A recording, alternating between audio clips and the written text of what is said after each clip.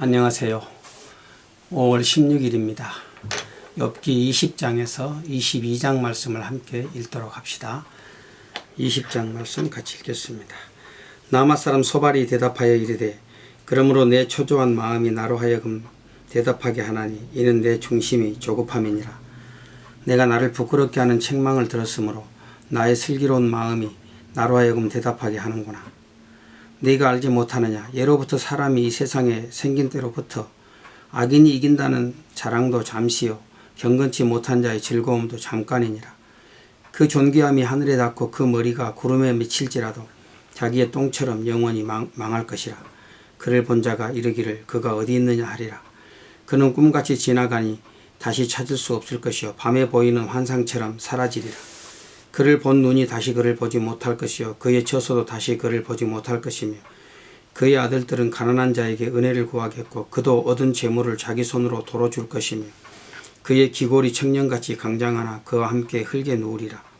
그는 비록 악을 달게 여겨 밑에 감추며 혀 밑에 감추며 아껴서 버리지 아니하고 입천장에 물고 있을지라도 그의 음식이 창자 속에서 변하며 뱃속에서 독사의 뜰개가 되느니라.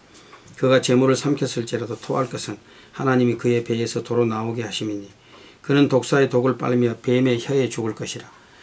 그는 강 곧 꿀과 엉긴 젖이 흐르는 강을 보지 못할 것이요 수고하여 얻은 것을 삼키지 못하고 돌려주며 매매하여 얻은 재물로 즐거움을 삼지 못하리니 이는 그가 가난한 자를 학대하고 버렸으며 자기가 세우지 않은 집을 빼앗음이니라. 그는 마음의 평안을 알지 못하니 그가 기뻐하는 것을 하나도 보존하지 못하겠고 남기는 것이 없이 모두 먹으니 그런즉 그 행복이 오래가지 못할 것이라. 풍족할 때에도 괴로움이 이르리니 모든 재난을 주는 자의 손이 그에게 임하리라. 그가 배를 불리려 할 때에 하나님이 맹렬한 진노를 내리시리니 음식을 먹을 때에 그의 위에 비같이 쏟으시리라.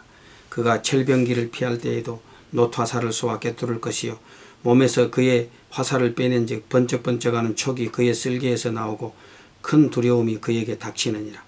큰 어둠이 그를 위하여 예비되어 있고 사람이 피우지 않은 불이 그를 멸하며 그 장막에 남은 것을 해치리라. 하늘이 그의 죄악을 드러낼 것이요 땅이 그를 대항하여 일어날 것인즉 그의 가산이 떠나가며 하나님의 진노의 날에 끌려가리라. 이는 악인이 하나님께 받을 분깃이요 하나님이 그에게 정하신 기업이니라. 지금 소발이 두 번째 변론을 하고 있는데 이 친구들의 변론이 갈수록 좀 더 이렇게 격해지고 있습니다. 소발의 두 번째 변론의 요지는 뭐냐 하면 인간의 역사가 교훈하는 것은 악인에 이기는 것도 잠시고 사곡한 자의 즐거움도 잠깐이라는 겁니다. 그래서 이제 이런 그 이야기를 하는 것은 결국 이 악인의 결국처럼 욥 바로 너가 지금 그런 인생의 결국을 맞이하고 있다 단정하는 거예요. 참 친구에게 해서는 안 될 그런 참 매정하고 정말로 잔인한 그런 말을 하고 있지요. 이 소발의 말을 들은 욥이 얼마나 참담했겠어요. 사실 뭐 그 말 자체로 보면 이 친구들의 말이 틀린 게 없습니다. 다 맞습니다. 그렇지만 아무리 이치에 맞는 말도 상황과 대상에 따라서 해야 될 말이 있고 해야 될 때가 있는 것이죠. 이 소발은 욥이 당하고 있는 그 고난의 의미, 그 고난의 깊이를 전혀 헤아리지 못했습니다. 단지 지금 욥 앞에 펼쳐지고 있는 그 나타난 현상, 그것만 가지고 판단했죠. 이것은 소발뿐만 아니라 오늘 우리 모두가 범하기 쉬운 잘못이지요. 어떤 일의 자초지종을 알아보지도 않고 섣불리 판단하고 정죄하고 비난하는 경우들이 있지 않습니까? 언제나 우리는 형제의 아픔에 다가가려고 하는 그런 노력이 우선되어야 합니다. 이 일을 판단하시는 분은 하나님이시다. 그래서 그 판단, 결과는 하나님께 맡기고 내가 해야 될 일은 지금 어려움 가운데 있는 이 사람에게 위로와 격려를 아끼지 않는 것이죠. 바로 그것이 우리가 해야 될 몫인 것입니다. 21장 말씀을 봅시다. 욥이 대답하여 이르되 너희는 내 말을 자세히 들으라. 이것이 너희의 위로가 될 것이니라. 나를 용납하여 말하게 하라. 내가 말한 후에 너희가 조롱할지니라. 나의 원망이 사람을 향하여 하는 것이냐. 내 마음이 어찌 조급하지 아니하겠느냐. 너희가 나를 보면 놀라리라. 손으로 입을 가리리라. 내가 기억하기만 하여도 불안하고 두려움이 내 몸을 잡는구나. 어찌하여 악인이 생존하고 장수하며 세력이 강하냐. 그들의 후손이 앞에서 그들과 함께 굳게 서고 자손이 그들의 목전에서 그러하구나. 그들의 집이 평안하여 두려움이 없고 하나님의 매가 그들 위에 임하지 아니하며 그들의 수소는 새끼를 베고 그들의 암소는 낙태하는 일이 없이 새끼를 낳는구나. 그들은 아이들을 양떼같이 내보내고 그들의 자녀들은 춤추는구나. 그들은 소고와 수금으로 노래하고 피리부로 즐기며 그들의 날을 행복하게 지내다가 잠깐 사이에 수월에 내려가느니라. 그러할지라도 그들은 하나님께 말하기를 우리를 떠나소서. 우리가 주의 도리 알기를 바라지 아니하나이다. 전능자가 누구이기에 우리가 섬기며 우리가 그에게 기도한들 무슨 소용이 있으랴 하는구나. 그러나 그들의 행복이 그들의 손안에 있지 아니하니 악인의 계획은 나에게서 멀구나. 악인의 등불이 꺼짐과 재앙이 그들에게 닥침과 하나님이 진노하사 그들을 곤고하게 하심이 몇 번인가. 그들이 바람 앞에 금불같이 폭풍에 날려가는 겨같이 되었도다. 하나님은 그의 죄악을 그의 자손들을 위하여 쌓아두시며 그에게 갚으실 것을 알게 하시기를 원하노라. 자기의 멸망을 자기의 눈으로 보게 하며 전능자의 진노를 마시게 할 것이니라.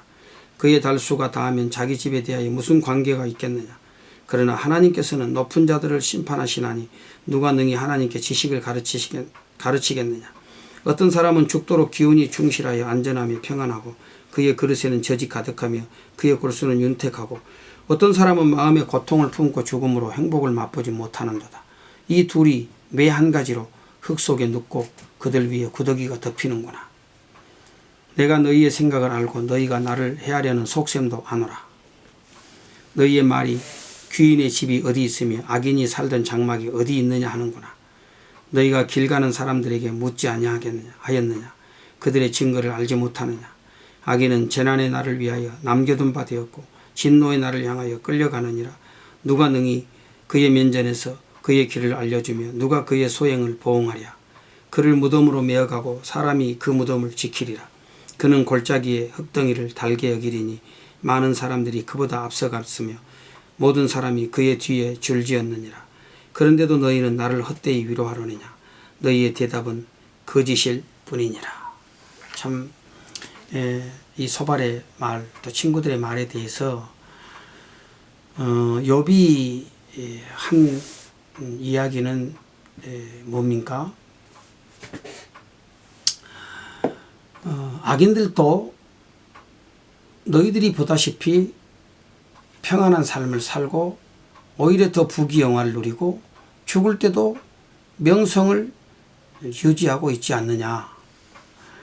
악인의 등불이 꺼지고 재앙이 그들에게 임하는 것이 당연한 일임에도 불구하고 하나님을 멸시하는 많은 악인들이 세상에서 더 큰 권세를 누리며 살다가 평안하게 죽는다. 이게 우리가 이제 세상 가운데서 흔히 볼 수 있는 일이잖아요. 그렇습니다. 저 사람은 저렇게 하나님을 대적하고 또 이렇게 악한 일만 있었는데 어떻게 저렇게 평안하게 살아가는가. 그런 이제 참 그 모순되어 보이는 그런 이제 현실들을 우리가 경험을 해요. 그럴 때 사실 많은 낙심이 되지요. 사실 우리가 성경을 읽다 보면 많은 믿음의 사람들이 그런 것들로 인해서 시험받고 하나님 앞에서 항의한 일들이 많이 있었어요. 그러나 그것은 다 하나님에 대한 오해에서 비롯된 짧은 소견일 뿐인 것이죠. 우리가 어떻게 우리의 인생을 향하신 하나님의 경륜을 다 이해할 수 있겠어요? 우리가 어떻게 그 하나님의 섭리를 다 알 수 있겠습니까? 많은 우리 믿음의 사람들이 이런 부조리한 것처럼 보이는 모순처럼 보이는 그런 세상의 일들 앞에서 원망했지만 결국은 어디에서 해답을 얻었느냐 하면 하나님 앞에 나갔을 때 해답을 얻었어요. 그래서 우리 시편 73편에 보면 시편 기자가 성소에 들어가서야 인생을 다루신 하나님의 경륜을 이해하게 되었다고 그렇게 고백하고 있는 말씀을 우리는 보게 됩니다. 하나님의 경륜을 믿는 사람은 다만 눈에 보이는 것으로만 판단하지 않습니다. 하나님의 뜻이 가장 선하심을 믿는 그런 믿음은 어떤 상황 속에서도 여러분 하나님을 바라보는 것입니다. 22장 말씀을 읽습니다. 대만 사람 엘리바스가 대답하여 이르되 사람이 어찌 하나님께 유익하게 하겠느냐. 지혜로운 자도 자기에게 유익할 따름이니라. 네가 의로운들 전능자에게 무슨 기쁨이 있겠으며 네 행위가 온전한들 그에게 무슨 이익이 되겠느냐. 하나님이 너를 책망하시며 너를 신문하시며 너의 경건함 때문이냐. 네 악이 크지 아니하냐. 네 죄악이 끝이 없느니라. 까닭없이 형제를 볼모로 잡으며 혈벗은 자의 의복을 벗기며 목마른 자에게 물을 마시게 하지 아니하며 줄인 자에게 음식을 주지 아니하였구나. 권세 있는 자는 토지를 얻고 존귀한 자는 거기에서 사는구나. 너는 과부를 빈손으로 돌려보내며 고아의 팔을 꺾는구나. 그러므로 올무들이 너를 둘러있고 두려움이 갑자기 너를 엄습하며 어두움이 너로 하여금 보지 못하게 하고 홍수가 너를 덮느니라. 하나님은 높은 하늘에 계시지 아니하냐. 보라, 우두머리 별이 얼마나 높은가. 그러나 네 말은 하나님이 무엇을 아시며 흑암 중에서 어찌 심판하실 수 있으랴. 빽빽한 구름이 그를 가린즉 그가 보지 못하시고 둥근 하늘을 거니실 뿐이라 하는구나. 네가 악인이 밟던 옛적 길을 지키려느냐. 그들은 때가 이르기 전에 끊겨버렸고 그들의 터는 강물로 말미암아 함몰되었느니라. 그들이 하나님께 말하기를 우리를 떠나소서 하며 또 말하기를 전능자가 우리를 위하여 무엇을 하실 수 있으랴 하였으나 하나님이 좋은 것으로 그들의 집에 채우셨느니라. 악인의 계획은 나에게서 머니라. 의인은 보고 기뻐하고 죄 없는 자는 그들을 비웃기를 우리의 원수가 망하였고 그들의 남은 것을 불이 삼켰느니라 하리라. 너는 하나님과 화목하고 평안하라. 그리하면 복이 내게 임하리라. 청하건대 너는 하나님의 입에서 교훈을 받고 하나님의 말씀을 내 마음에 두라. 네가 만일 전능자에게로 돌아가면 네가 지음을 받을 것이며 또 네 장막에서 불의를 멀리하리라. 네 보화를 티끌로 여기고 오빌의 금을 계곡의 돌로 여기라. 그리하면 전능자가 내 보화가 되시며 네게 고귀한 은이 되시리니 이에 네가 전능자를 기뻐하여 하나님께로 얼굴을 들 것이라. 너는 그에게 기도하겠고 그는 들으실 것이며 너의 소원을 내가 갚으리라. 네가 무엇을 결정하면 이루어질 것이요 내 길에 빛이 비치리라. 사람이 너를 낮추거든 너는 교만했노라고 말하라. 하나님은 겸손한 자를 구원하시느니라.